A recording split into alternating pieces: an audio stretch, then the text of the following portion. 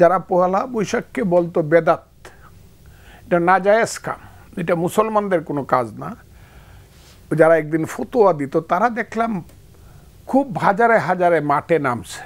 ইদানিংকালে আমার যারা শুভাকাঙ্ক্ষী ব্যক্তিগত, পারিবারিক এবং রাজনৈতিক, তারা সবাই কেউ আমাকে উপদেশ দিচ্ছেন, কেউ অনুরোধ করছেন, কেউ সাজেশন দিচ্ছেন, আপনি আপাতত আর কঠিন কথাগুলো, কঠিন সত্যগুলো আর বলার চেষ্টা করেন না, একটু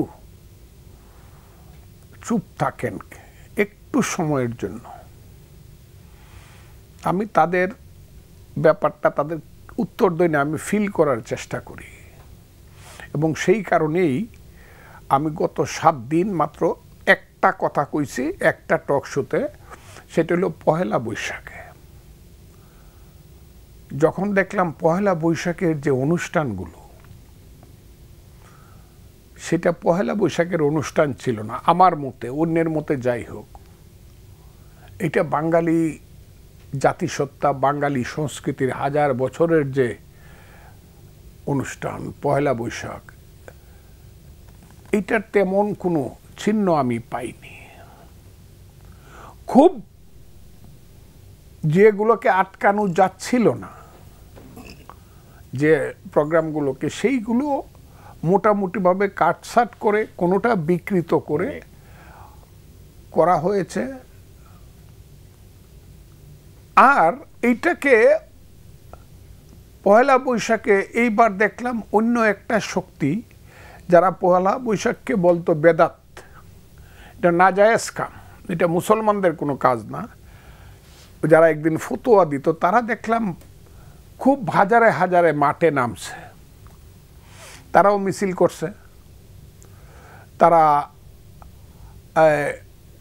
বলছে যে আমরা গিয়ে ওখানে গরু জবাই করব চিত্রকলার সামনে।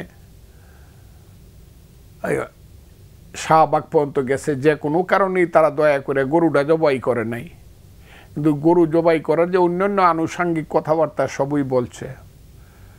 আবার দেখা গেছে তারা অনুষ্ঠানও করছে পহেলা বৈশাখের। সেই পহেলা বৈশাখে তারা যে গান বাজনা যেটা করছে, যতটুকু করছে আমার নিজের কানে শোনা, আমি শুনছি উপর থেকে নিচে তারা গান গাইছে শিল্পকলার উত্তর গেইটে। এইগুলা বৈশাখের, পহেলা বৈশাখের কোনো সাংস্কৃতিক অনুষ্ঠান না, এগুলো তারা তাদের গান গাইছে। ওইটাকে বরং আমার কাছে মনে হয়েছে পয়লা বৈশাখকে অপমানিত, অবদমিত করার জন্য তারা এই গানগুলা গায়, অসুন্দর করার জন্য। যা হোক, আমি যে কারণে বলছি, ওই দিন আমি একটু বলছিলাম যে এই কাজগুলা করা ঠিক হয় না, এগুলা কিন্তু ইতিহাসে লেখা থাকবে।